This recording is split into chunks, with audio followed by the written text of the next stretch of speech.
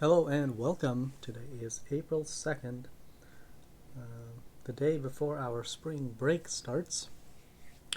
It seems that most of you have already gone into spring break because I only see. Okay, actually, it's weird. The viewer numbers are not up to date, even though I have more users in chat. That is weird. All right, well, anyway, it is the day before our spring break because tomorrow is Cesar Chavez Day, and then we have our spring break. Yeah, I don't think that's right. It's because I restarted probably. All right. Anyway, so that means no streams from tomorrow all the way to April 12th, and then we'll start again on Monday, April the 13th. So until then, you have your homework assignment to do, your spring break homework. Uh, Now you have mastering physics that is due tomorrow. No, not tomorrow. When is it? Is I actually moved it. No one even noticed. It is due Saturday. Mastering physics is due Saturday. It seems AdBlock Plus is trash, and AdBlock is the good stuff. I don't think. Yeah, I think the initial advertisement from Twitch cannot be blocked. It's like embedded in the feed itself. Everyone noticed? Oh, okay, good. Because they were probably panicking because it was originally due yesterday. All right, so Saturday your mastering physics is due.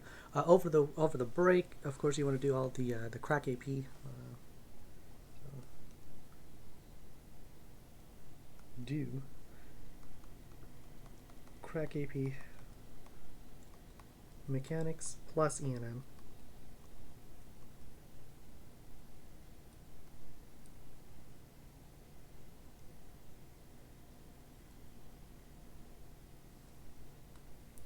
Well, that's just from your perspective. I did it for the class, not just one person.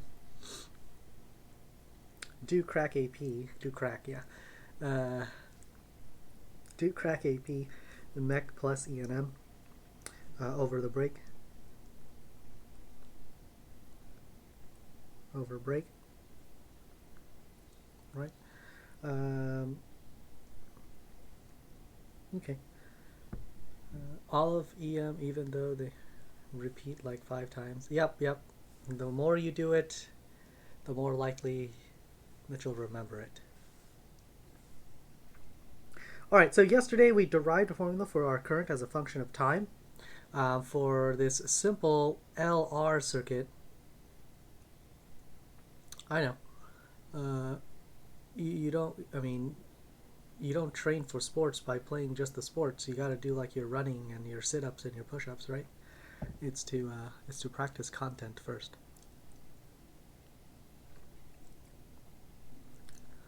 So be masters of the content, then you can go into the FRQ with a plethora of knowledge. Uh, I don't play sports. I don't like these metaphors. When UCs don't care about grades anymore. Well, this isn't about grades, remember. If you're in here for grades, then you came into the wrong class.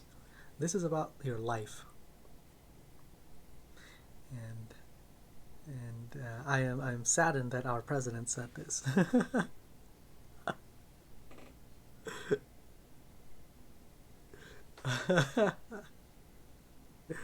Yeah. So anyway, um, so let's look at the circuit again. Remember, the circuit was a simple LR circuit, one resistor, one inductor. Okay. Now this current equation was only for the moment we closed the switch.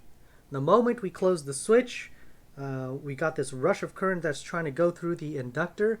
The inductor notices a change, and it's like a dog where you blow the dog whistle, and the dog kind of stands up with its ears up. The inductor kind of activates itself, and it's like, oh, what's this flood of current coming through? And it's going to try its best to fight it. So imagine like a dam is about to break, and someone's trying to use their hands to cover it up. It might work for a short instance, but eventually it's a losing battle. Just get washed over. Yep. So the moment you try to close the switch, we get this nice curve. Okay. So we get our inductor induces a voltage the other way to fight the change. Right. So today, let's take a look at a different case. Okay, we're going to change up our circuit so that our battery's over here. And we'll have our favorite bi-directional switch.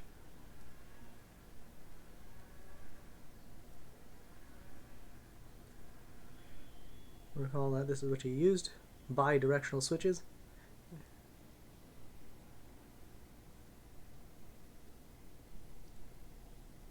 I didn't change it. I changed it like a day early. So I changed it on Monday. I didn't change it on Tuesday. Right? I changed it early in the week, so that's, more than enough time. Um,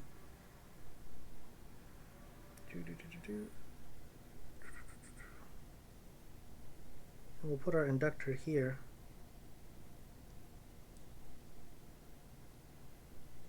I'll draw it the other way. Ah, I messed up. What happened? Yeah, we have APC student following.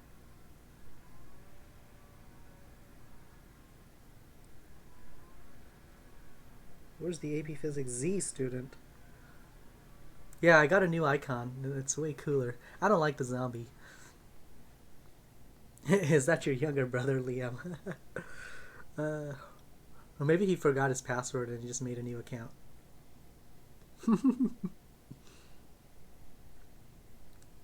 Alright.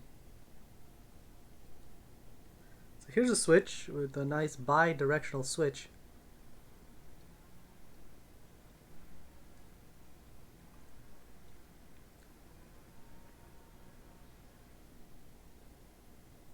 Here's R, L, and R, and here's our voltage V.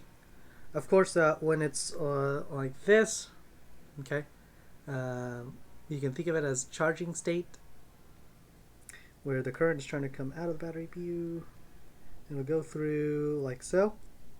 Okay, so initially when you put it to this leftward position, so let's say you were in the middle, and then you close the switch to the left here, boom, the moment you start, you're going to feel a big push the other way.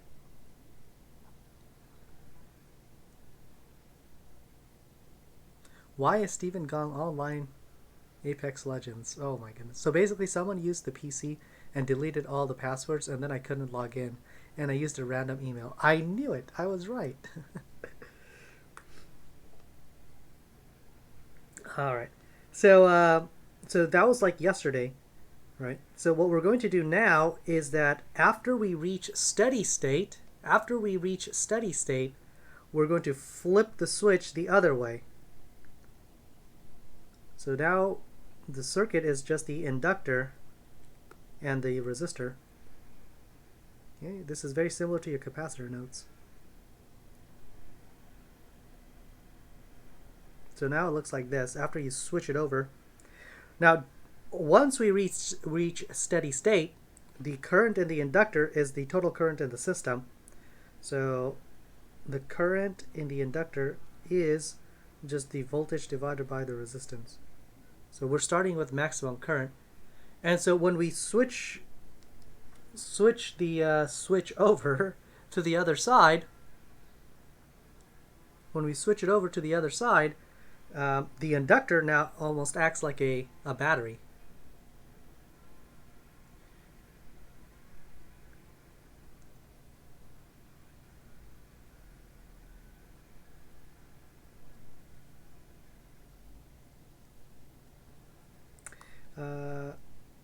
So that means, let's see, we'll do, oops, wrong way, big line, small line,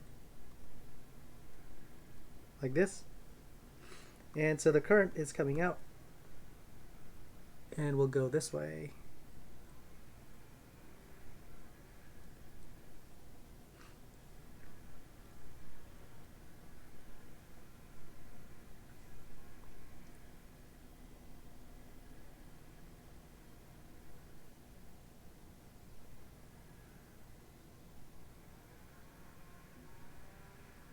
right? So why does it go this way, this counterclockwise direction during this discharge phase? We'll call it discharge.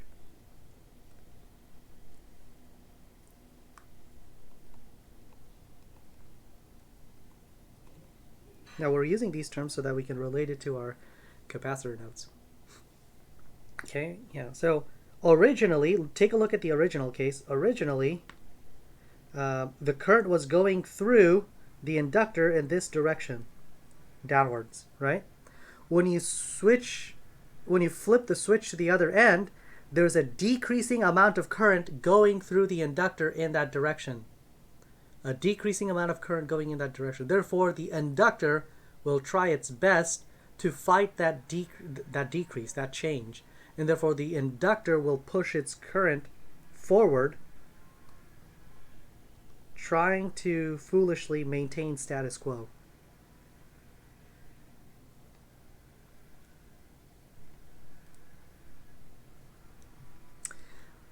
All right. So now, let's take a look at this setup and start writing some equations down. The current times the resistance, R, should equal negative L di dt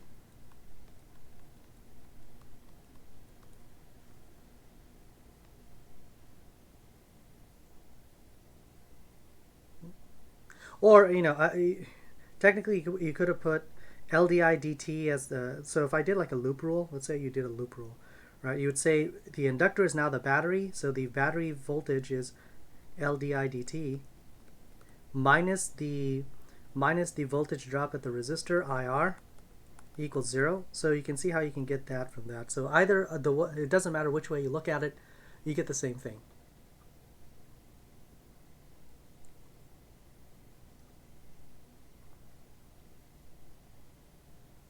Okay, so this is now like the inductor battery.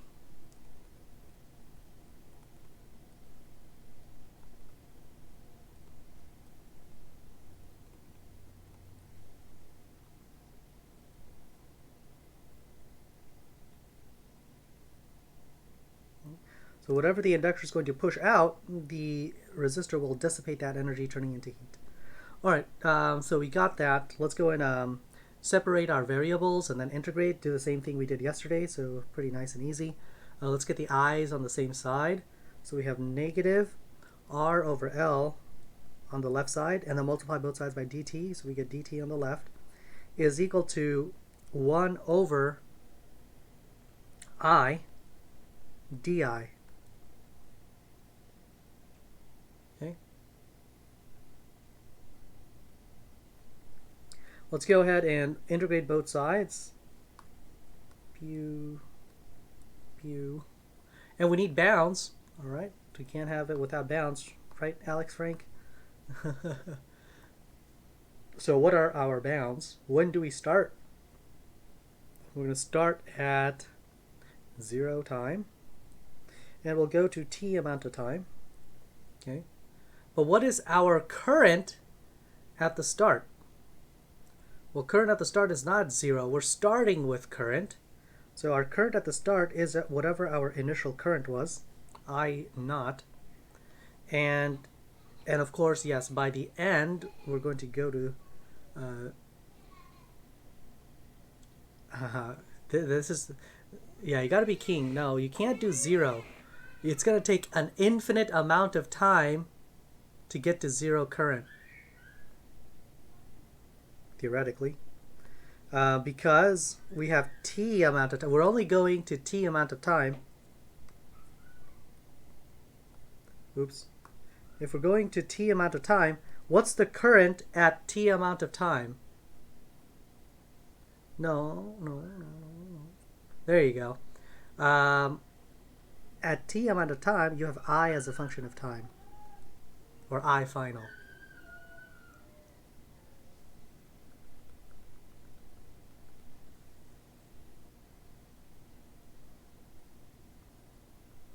You've done Laplace. You'll see that you do Laplace transforms for electrical circuits where you have multiple of these things, of these circuit elements. We're only doing simple ones, which is like 1 and 1. You'll see that in order to find like stability points, poles, and all this stuff, you will have to do Laplace transforms. All right, so let's go ahead and integrate. The integration, well, L and R are constants. Integral of dt is just t. So the same thing as last time, we have negative R over L t.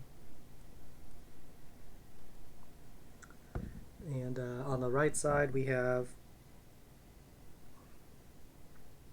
1 over I, and 1 over I is ln. We have to do final minus initial. So it's ln of final I is I of t. And minus initial I, and initial I is I naught. So when it's ln, remember it's a quotient, because when you subtract ln, so you get the division of it. Hey, I'm mechanical, not electrical, back off.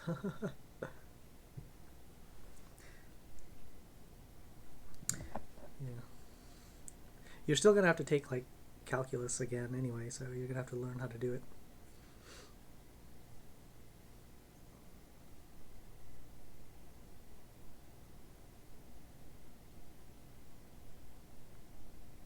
Let's go and exponentiate both sides and then get our equation. So e to the negative r over lt is equal to I over I naught.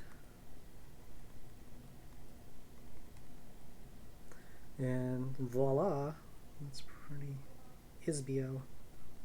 That I as a function of time is just the total current decaying at negative t over tau.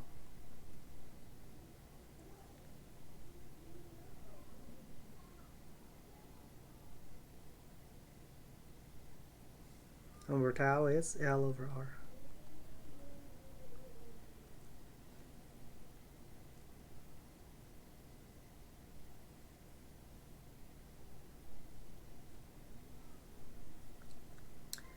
All right, so what does that look like? Let's go and graph it. Where's Mark? Mark, please graph this. Where are you? What does this look like? Does it look like this? I guess not. Let's put I in the y-axis, time in the x-axis. Of course, our starting height at this point here is the initial current, I naught, which is V over R in the original circuit. And this is just a simple exponential decay curve.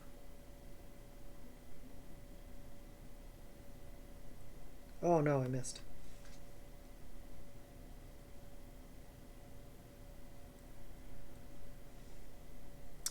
Okay, and after 1 tau,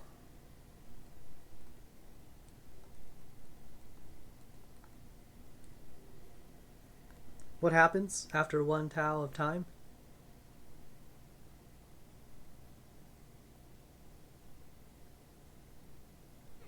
Oh, that's a cool heart. It's at 37%. Good. We've decreased by 63%, so somewhere around.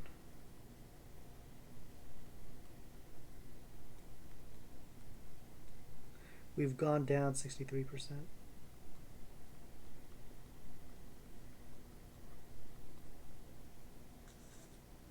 Okay.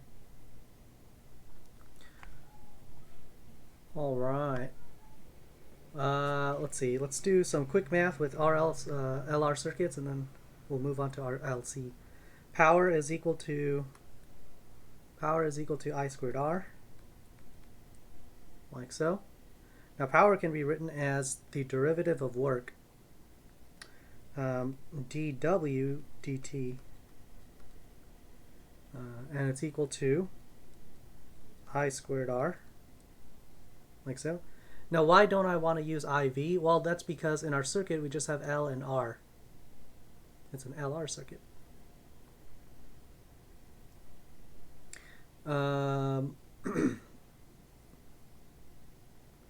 Okay. Let's go ahead and multiply both sides by dt, so we get dw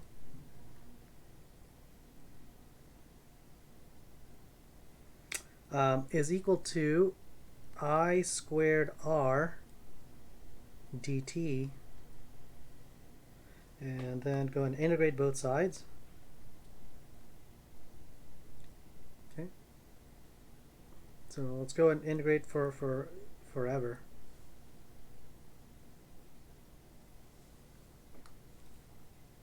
Yeah, you got to plug in I, because I is a function of time. It's not constant, so you can't just take it out. Or can you? Let's see. I is I naught times e to the negative t over tau.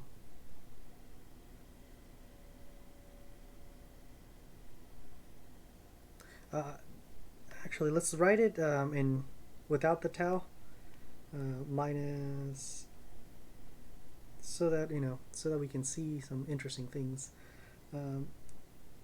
R over L times t. Oh, I don't like how I'm writing this. Can I use this thinner? Oh, this is, and I can't zoom in either. This is max zoom. Well, negative R over L t. We got to square it. Squared times R times dt.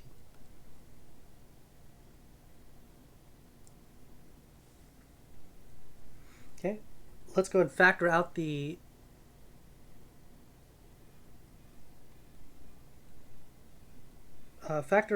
constants. So I naught, so if I square that, I naught,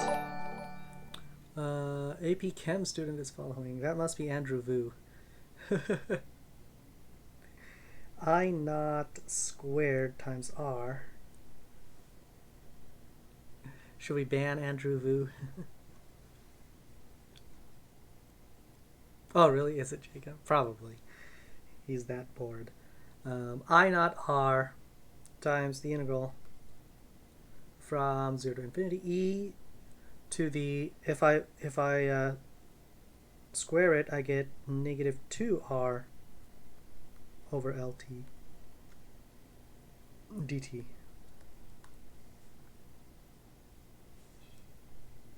Okay. I naught squared times r. What is the integral of e to the negative 2r over L times t? Well,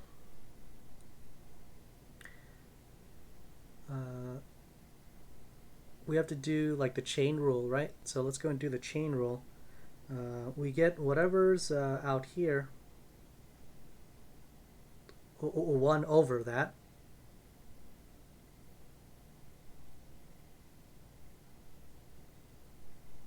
Okay, so 1 over that, or just do the inverse of it. So we get negative L over 2R, okay, times e to whatever we have originally, negative 2R over LT. Did you guys forget how to do your integrals? Remember, you have your calc test coming up too, so you better know how to do these. So that's where the formula comes from. Oh.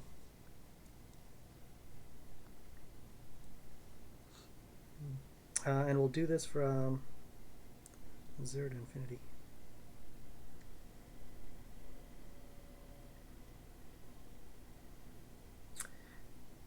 At infinite time, you get 0, so that's nice. And then minus the 0 time, the two minuses cancel out. So it gives you 1 times whatever that is.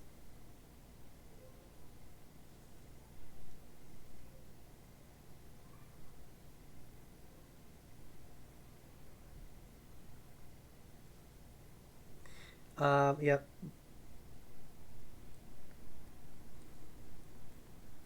L over 2R.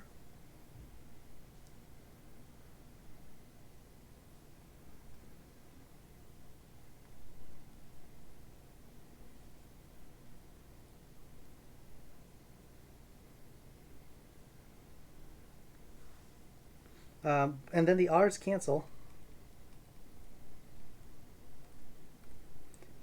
giving you 1/2 Li squared. 1/2 Li squared. And we call this work the potential energy stored in the inductor, PEL.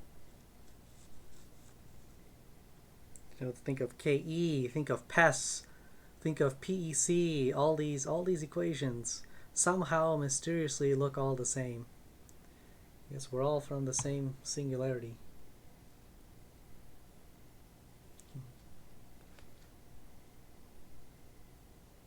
It's almost like torque. 1/2 I omega squared is rotational energy.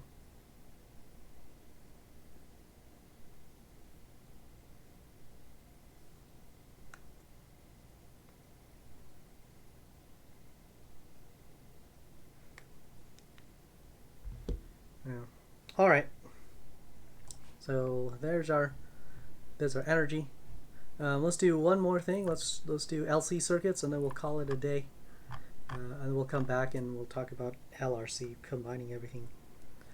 LC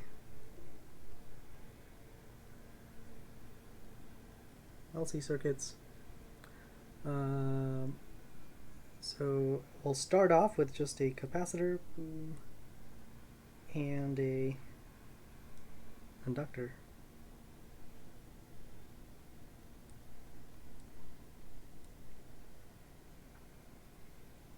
Okay. So let's say initially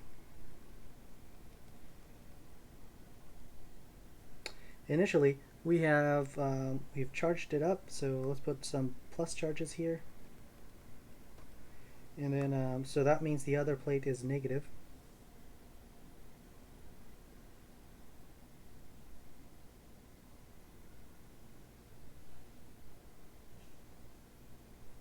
What is with the 1/2 and the squared for PE?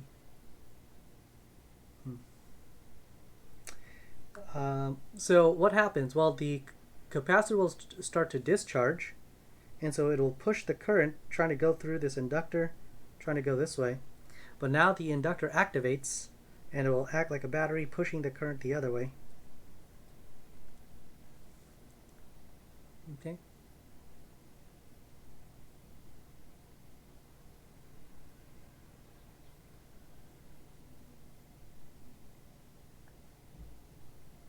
The inductor provides an induced current that goes with the I from the capacitor, thus swapping the charge distribution. Okay, so as the capacitor is, however, as the charges start to accumulate, now there's a decreasing amount of current that goes through our inductor. Right? Remember, as the capacitor discharges, the current decreases, right? So there's a decreasing amount of current that is moving through our inductor. Therefore, what does the inductor do? Well, the inductor, because it's decreasing, will actually push the current further in that direction.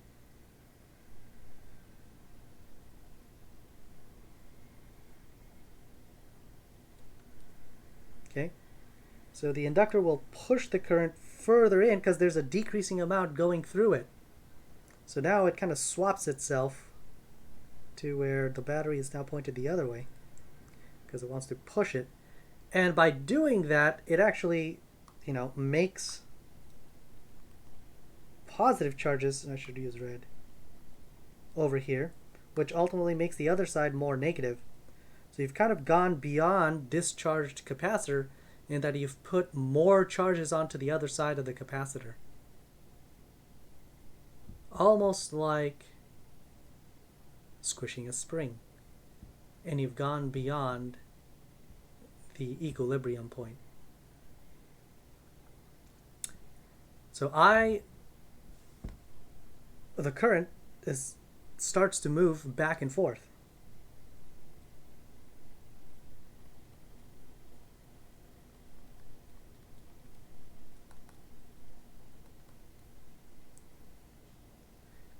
until resistance from the circuit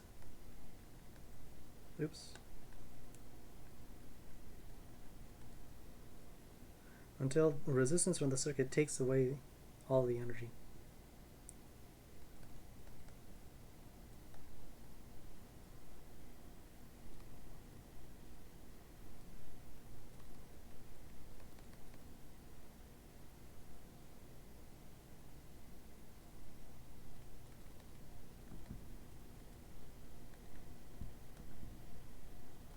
Okay, so it's going to play shim until we've lost all of our energy.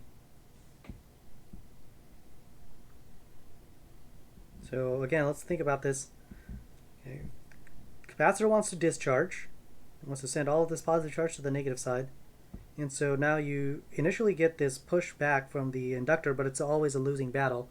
So so it'll still charge, it's just slower now. So it's trying to discharge. It's not, it's not instant, like touching the two legs of a capacitor is. So there will be a time delay in discharging. But as it's discharging, the current, the inductor sees that the current is decreasing going through it. Therefore, the current will actually fight that change, the decrease in current, by pushing the current further in that direction. And by doing so, you kind of overload and go the other way, making the bottom side of the capacitor not zero charge, but positive. And therefore, now there's too much charge on that side, so the capacitor will discharge the other way. And this cycle goes back and forth forever. All right, so we want to think about it similar to how we have a spring mass system.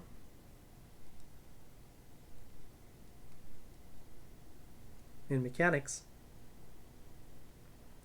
Let's take a look from the mechanics differential equation stuff we did. We did negative kx, which is the spring force. It must be equal to mass times acceleration, the net force.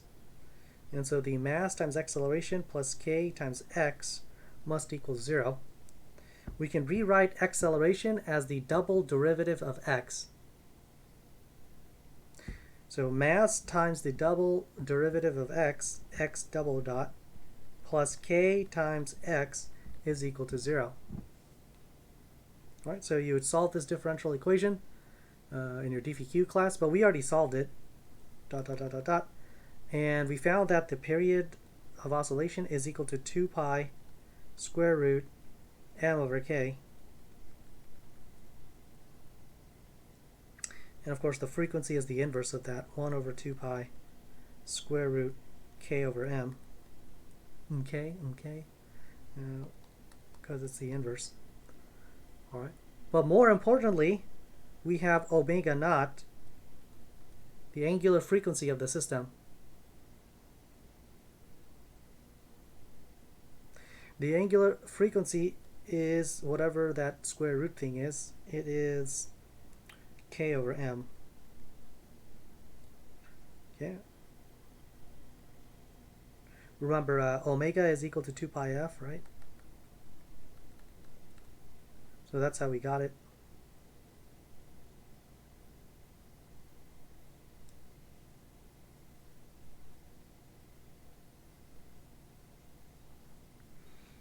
Okay, so we'll call this the resonance frequency.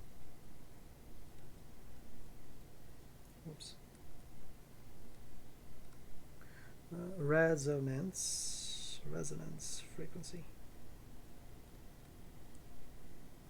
Okay.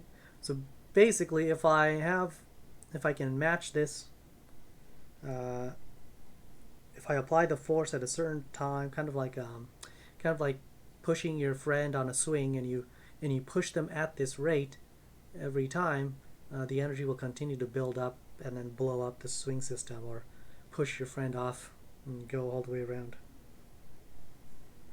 And so by using this resonant frequency, we're able to map out x as a function of time, which is a cosine omega resonant frequency times time.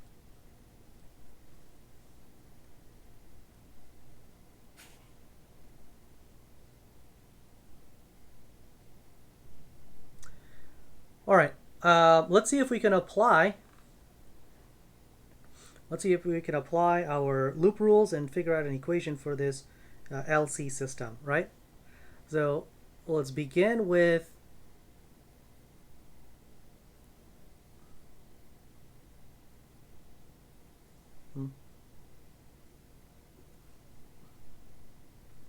let's use this circuit. Okay, so what do we have? Well, we have the voltage drop across the capacitor, and recall that for capacitors, Q is equal to CV,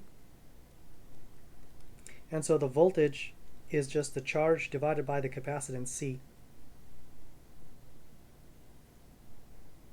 Okay, so as the thing is discharging, or as it's fighting it, we can say that the voltage drop of the capacitor, Q divided by C, must be equal to negative L di dt. Okay? It's always in the opposite direction.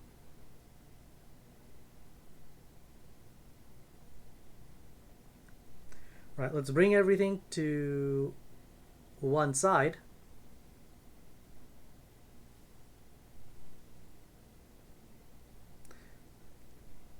The voltage drop across the capacitor plus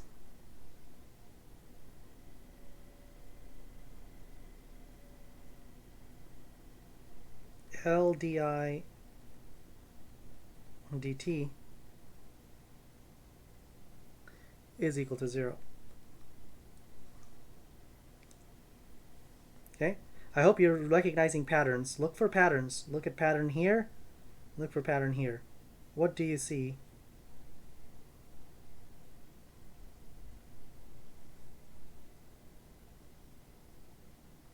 Well,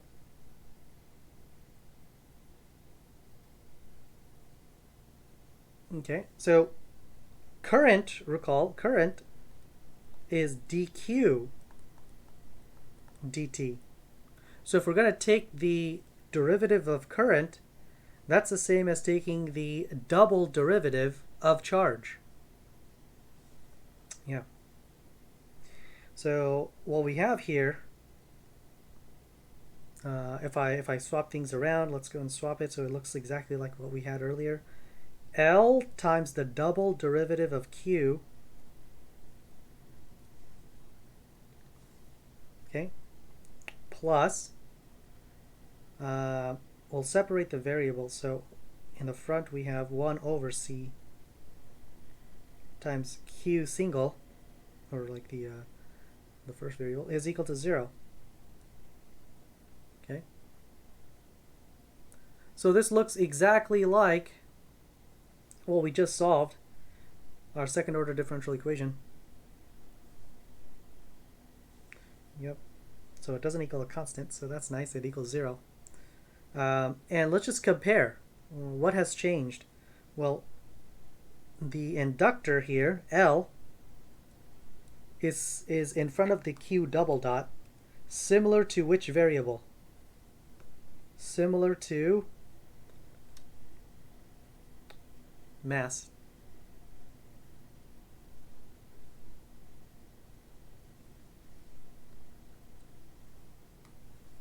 Okay. Chat, what is Q? Well, Q is... Chat, you're too slow. Oh, there we go. Mystery Wizard got it. It's X. All right. And what is 1 over C? What is 1 over C? Well, 1 over C is whatever's in front of the Q, and therefore it must be... Nope. Nope. It is the spring constant. Very good, Chalky Milk. Nope, not 1 over K. It's just K. Look. What is in front of X? What's in front, the coefficient of X is the spring constant. So 1 over C must be the spring constant.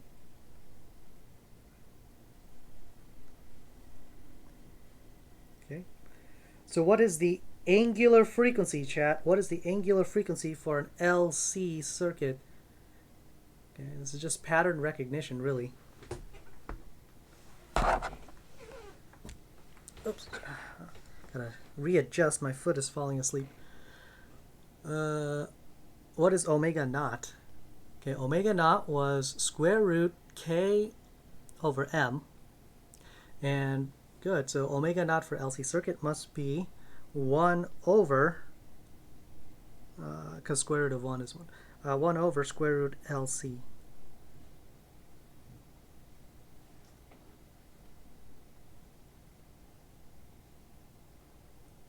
Yeah, I took the square root of 1 out of there. All right, so now let's go and use that. So that means that Q as a function of time, must be equal to Q naught times the cosine of omega naught t, where omega naught is now 1 over square root LC.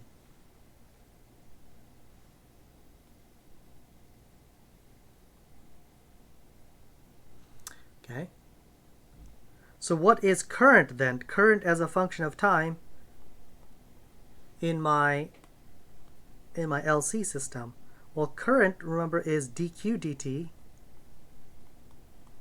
So if I just take the derivative of this, I should get my current as a function of time, which is this, negative q naught, omega naught. Derivative of cosine gives us the sine.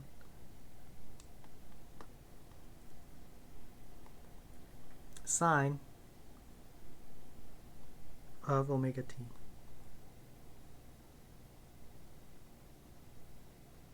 Okay?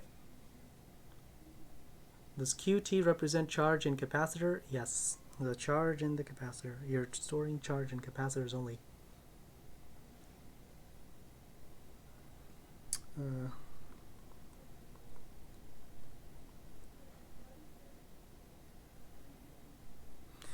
And so let's go and come to the realization that force in the mechanical system, which is usually mass times the change in velocity per time,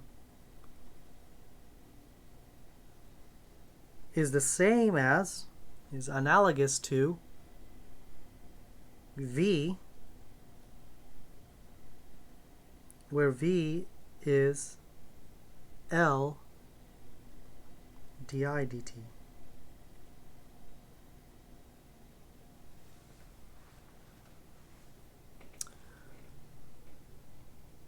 All right, so with that, we'll leave you off to your spring break. That's all I wanted to cover today. When we come back on Monday, we'll take a look at LRC. But that is all. Wait, what's your question? We play Apex tomorrow or what? No, we're not playing Apex. I don't even have an account. I didn't even install it. I mean, I just installed League of Legends. So I think I'm doing League of Legends tomorrow with some of the older kids. We'll see if they actually show up or not. But I'll be on somewhere around 9-ish, 10-ish. Get 1 or 2, but then I'll start grading and stuff. The goal is to grade 1 thing every day, so as long as I do that, I'll be up to date. I graded all of your Mastering Physics stuff. Some of you are not looking so hot. I think 2 of you didn't even do 2 assignments. That was weird. So you missed some points. It's actually 230 points, but it was curved by 5.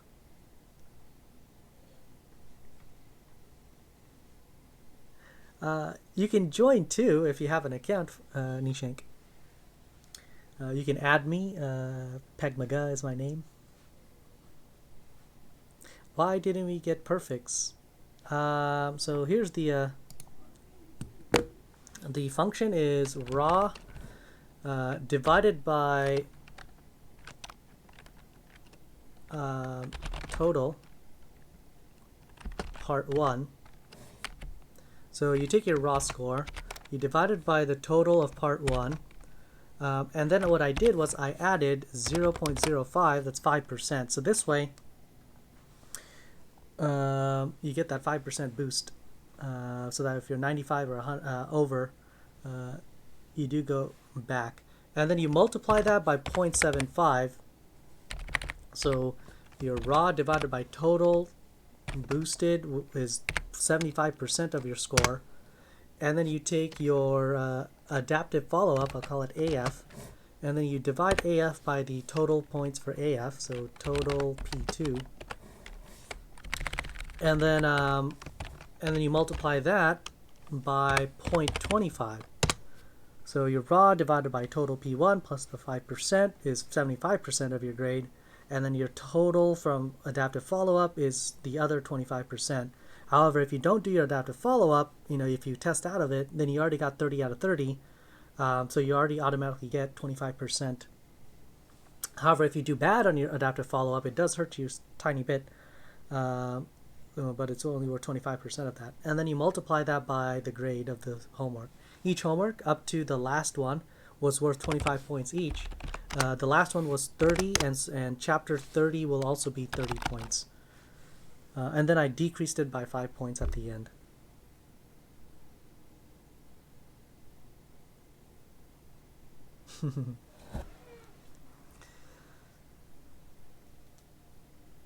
Yeah. All right. I'll go and close down the stream, but then if you have any questions, I'll stay on for Q&A time. Thanks for tuning in. I'll see you next time.